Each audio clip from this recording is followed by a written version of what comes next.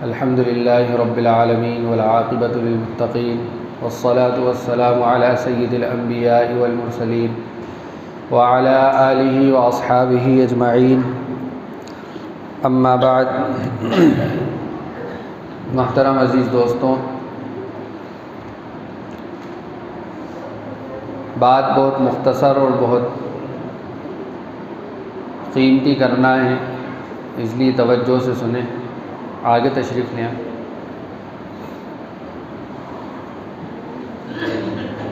आप सभी को ये बात मालूम होगी कि शाबान का महीना शुरू हो चुका और आज 12 तारीख़ है शाबान की, और शाबान के बाद रमज़ान शुरू होता है। शाबान रमज़ान की तैयारी के लिए बताया गया है कि रमज़ान की तैयारी शाबान के महीने से की जाए।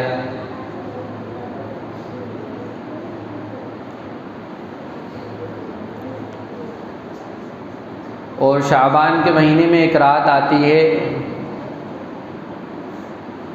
जिसको शब बारात कहा जाता है। क्या कहा जाता है? शब क़द्र नहीं कहा जाता, या शब बारात नहीं कहा जाता, शब बराअत। क्या कहा जाता है? शब बराअत कहा जाता है। इस रात की फ़जीलत 10 सहाबा इकराम रज़ियल्लाहु अन्हुम अजमईन से साबित है अहादीस के अंदर।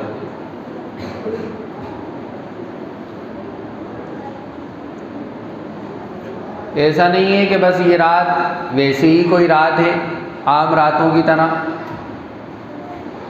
नहीं बल्कि इस रात के अंदर इबादत की कसरत, तिलावत की कसरत, और इस रात को फ़जीलत के एतबार से देखना हम सबको चाहिए।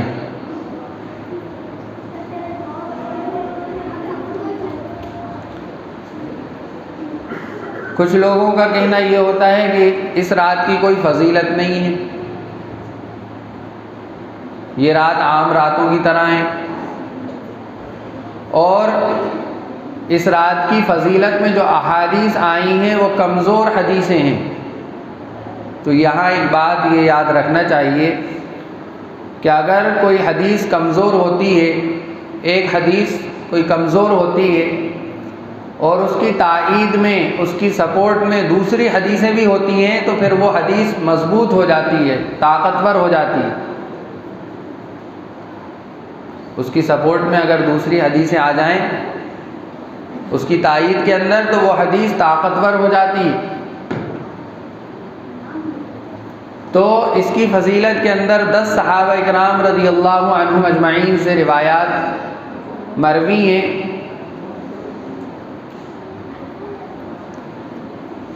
एक बात और ये बात समझ लेना चाहिए अच्छी तरह से कि दीन इत्तिबा का नाम है। दीन किसका नाम है? इत्तिबा का नाम क्या है? दीन है। अब इत्तिबा किसकी हो? सबसे पहले अल्लाह के नबी सल्लल्लाहु अलैहि वसल्लम की, दूसरे नंबर पर सहाबा रज़ियल्लाहु अन्हुम अजमईन की, तीसरे नंबर पर ताबिईन की, चौथे नंबर पर तबे ताबिईन की। इनकी इत्तिबा के ऊपर जो भी काम किया जाएगा वो बिदात से खाली होगा, और ऐसा कोई काम जो इन चारों से साबित ना हो, यानी कि ना अल्लाह के नबी ने किया हो, ना सहाबा ने किया हो, ना ताबिईन ने किया हो, ना तबे ताबिईन ने किया हो, तो वो बिदात शुमार होगा। वो क्या शुमार होगा? बिदात शुमार होगा। लेकिन जो काम इन चारों में से किसी से साबित हो, इन चारों में से किसी ने किया हो, या तो वो सुन्नत होगा या मुस्तहब होगा, कोई ना कोई फ़जीलत उसकी ज़रूर होगी, फ़जीलत से खाली नहीं होगा वो। तो पता क्या चला कि इस रात की फ़जीलत में कितने सहाबा से अहादीस मरवी हैं? 10 सहाबा से शब बारात की फ़जीलत। इसमें नवाफिल का अहतमाम, कुरान की तिलावत का अहतमाम, ये सारी चीज़ें इसके अंदर शामिल हैं।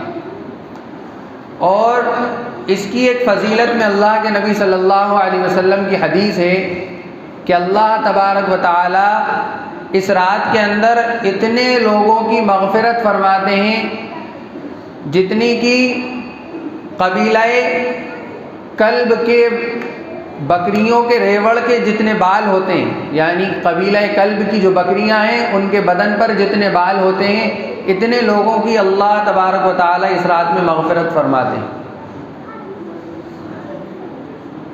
आ रही बात समझ में? अब शैतान को ये बात हज़म नहीं हुई, उसके पेट में दर्द होना शुरू हुआ। कह रहे इतने लोगों की मग़फ़िरत हो रही है, मेरा क्या होगा? मेरी तो लुटिया डूब रही है,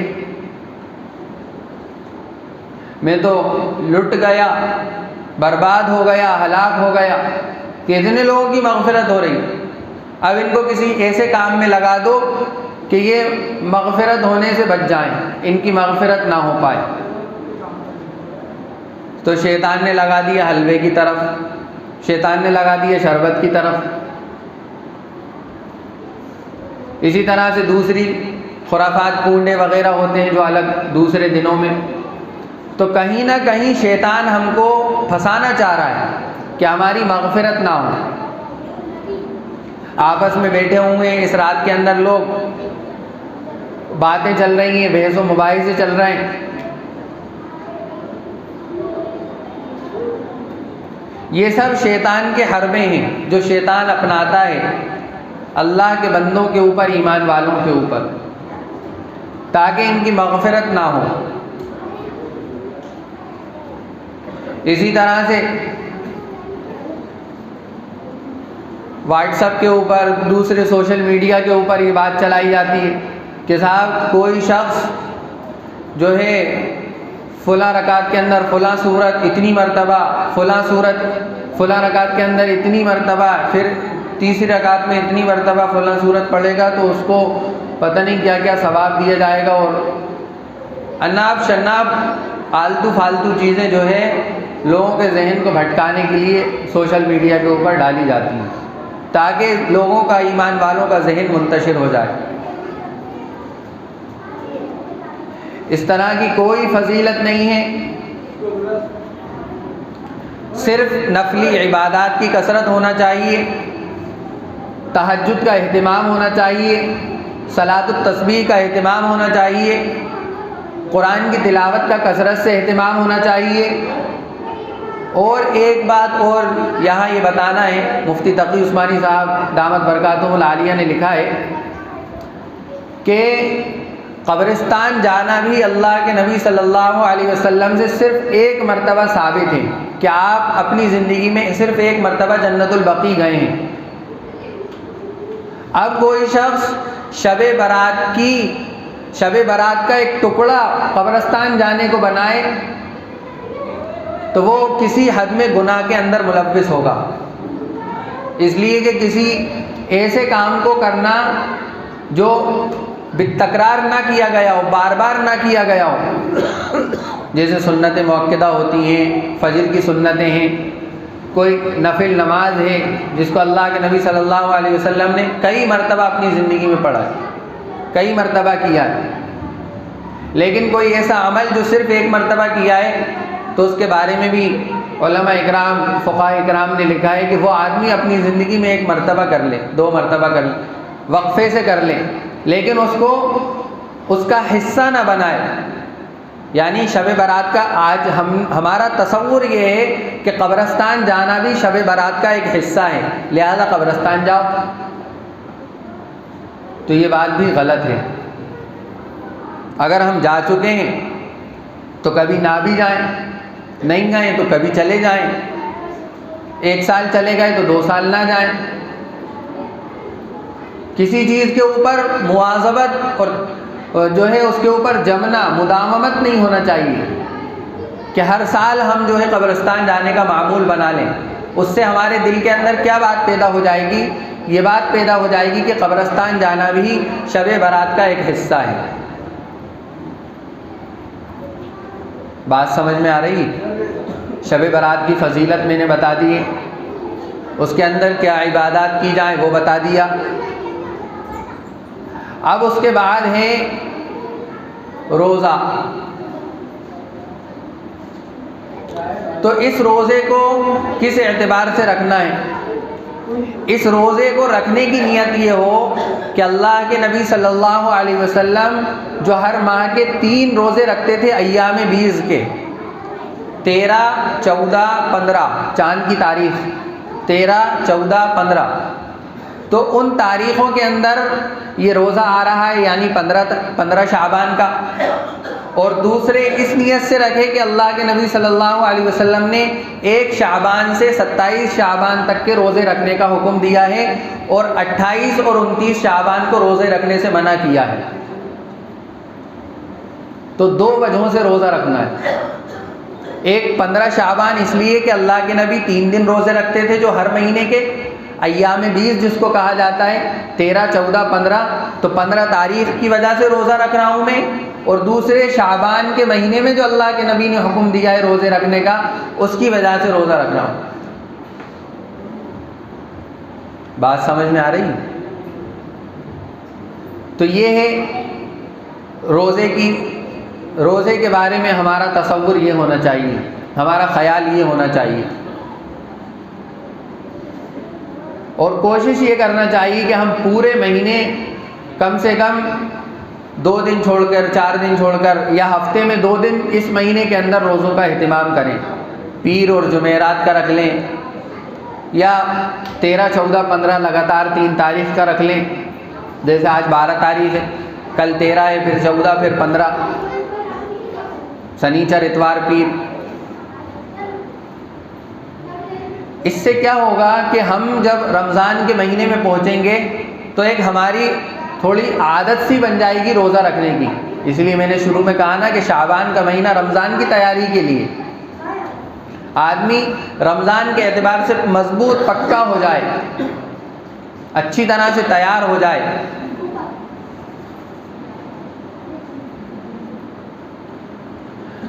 तो ख़ास तौर पर आपको ये बताना है कि शब बारात के अंदर कोई मखसूस इबादत नहीं है कि जिसका करना ज़रूरी हो उस रात में, बल्कि जो इबादत हम कर सकते हों वो इबादत करें। जितनी नफिल पढ़ सकते हों उतनी नफिल पढ़ें, जितनी तिलावत कर सकते हों कुरान की उतनी तिलावत करें, और नफिल नमाज हो सके तो अपने घरों में अदा करें, ज़्यादा मस्जिद में भी करें लेकिन ज़्यादा अपने घरों में। इसलिए कि देखिए 2 चीज़ें होती हैं, एक होता है ख़ास मजमा और एक होता है आम मजमा।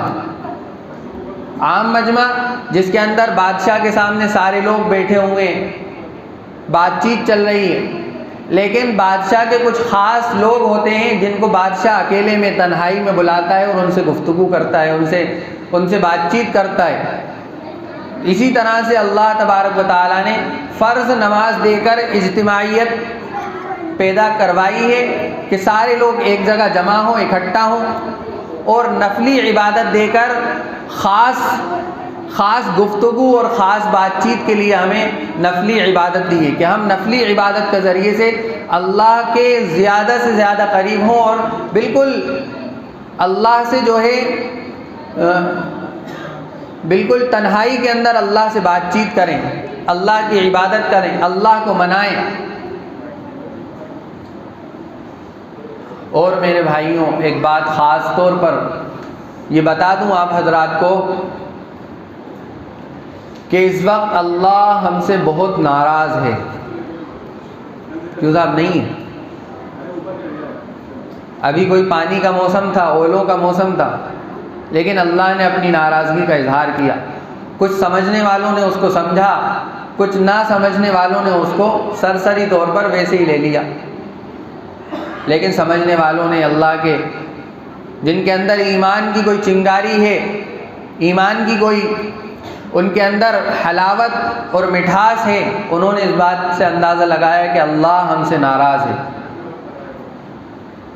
तो अब ये महीना और ये रातें हमारे सामने आ रही हैं।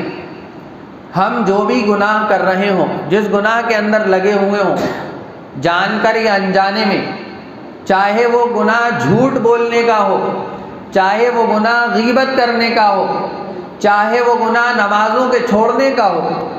नमाज को छोड़ना क्या आप मामूली गुनाह समझ रहे हैं? मन तरक अस्सलात मुतअम्मिदन फ़क़द कफ़रा, अल्लाह के नबी की कितनी सख्त हदीस है। जिसने जानबूझकर नमाज छोड़ दी उसने कुफ्र किया। क्या किया? कुफ्र किया उसने। और मामूली गुनाह, अगर शराब पी के कोई मस्जिद में आ जाए तो पूरी मस्जिद फुल हो जाए, अरे शराब पी, अजान ज़रा लेट हो जाए 10 मिनट, अरे साहब अजान नहीं हुई, अस्सलातु खैरुम मिनन नौम छूट जाए तो नमाज़ पढ़ने नहीं आ रहा है, इमाम साहब के पास शिकायत करने आ रहा है कि साहब वो आज अस्सलातु खैरुम मिनन नौम छूट गई थी अजान में, नमाज़ पढ़ने नहीं आए, वो शिकायत करने आए। तो इन चीज़ों को गुनाह समझ रहे हैं, इन चीज़ों को बुराई समझ रहे हैं, लेकिन खुद से जो नमाज़ें छोड़ रहा उसका आदमी बुराई नहीं समझ रहा। तो मन तरक अस्सलात मुतअम्मिदन फ़क़द कफ़रा, जिसने जानबूझकर नमाज छोड़ दी उसने कुफ्र किया। और ईमान और कुफ्र के दरमियान अगर कोई आड़ है तो वो नमाज है। अगर वो नमाज ख़त्म हो गई तो गोया कि वो कुफ्र और ईमान के बीच की जो दीवार थी वो ख़त्म हो गई है। अब करीब है कि दोनों मिल जाएं और वो कुफ्र के अंदर मुब्तला हो जाए, करीब है।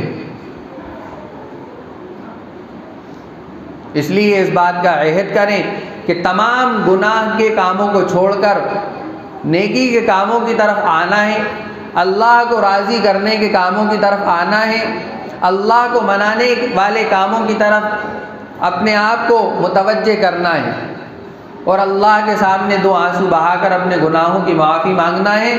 और ये वादा करना है अल्लाह से, किसी इंसान से नहीं, मस्जिद के इमाम से नहीं, किसी मौलाना और मुफ्ती से नहीं, किसी शहर काजी शहर मुफ्ती से नहीं, बल्कि अल्लाह के सामने आकर अल्लाह से वादा करना है कि अल्लाह अब तक हमने अपनी ज़िंदगी को गुनाहों के अंदर गुजारा है, लेकिन इस रात के अंदर आप इतने लोगों की मग़फ़िरत फरमाएंगे, ये अल्लाह आप मेरी भी मग़फ़िरत फरमा दीजिए। और मैं आपसे वादा करता हूँ सच्चे दिल से, पक्के दिल से, इखलास के साथ कि अल्लाह बाकी की ज़िंदगी को आपकी रज़ा के खातिर और आपके नबी की सुन्नतों के ऊपर गुजारने वाला बनूँगा। ये आदमी अपने अंदर अहद करे। जब ये अहद करेगा और अल्लाह से वादा करेगा तो फिर अल्लाह ताला भी इसकी रहनुमाई करेंगे, फिर अल्लाह ताला भी इसको आगे बढ़ाएंगे। और अगर तू ही न चाहे तो बातें हज़ार हैं। और कुरान में अल्लाह ने साफ ऐलान कर दिया कि हम उस कौम की हालत को नहीं बदलते जिसको ख़ुद अपने बदलने की फ़िक्र ना हो। अगर हम अपने आप को अंदर से बदलने की फ़िक्र नहीं करेंगे तो अल्लाह को क्या ज़रूरत है? क्या अल्लाह की बादशाहत के अंदर कोई कमी आ जाएगी? क्या अल्लाह के ख़जानों के अंदर कोई कमी आ जाएगी? क्या अल्लाह की इज़्ज़त और जलाल के अंदर कोई कमी आ जाएगी? नहीं आ सकती, इसलिए कि वो तो बेनियाज है, वराउल वरा है। उसको न किसी के ईमान की ज़रूरत है और न किसी की नमाज़ों की, न किसी की तिलावत की ज़रूरत है, बल्कि उसका तो एहसान है कि उसने हमें ये सारी चीज़ें देकर हमें अपने आप को कुछ बनाने के लिए और कुछ पाने के लिए आखिरत के अंदर ये सारी चीज़ें दी हैं। उम्मीद है कि इंशाअल्लाह आप तमाम हज़रात इन बातों पर जो बताई गई हैं खुसूसी तौर पर तवज्जो देकर इस पर अमल करने की कोशिश करेंगे इंशाअल्लाह। और अल्लाह से मांगेंगे हर नमाज के बाद कि अल्लाह हमें तौफ़ीक़ दे दीजिए आप। अल्लाह ताला हम सब को अमल की तौफ़ीक़ अता फ़रमाए। व आखिरु दावाना अनिल हम्दुलिल्लाहि रब्बिल आलमीन।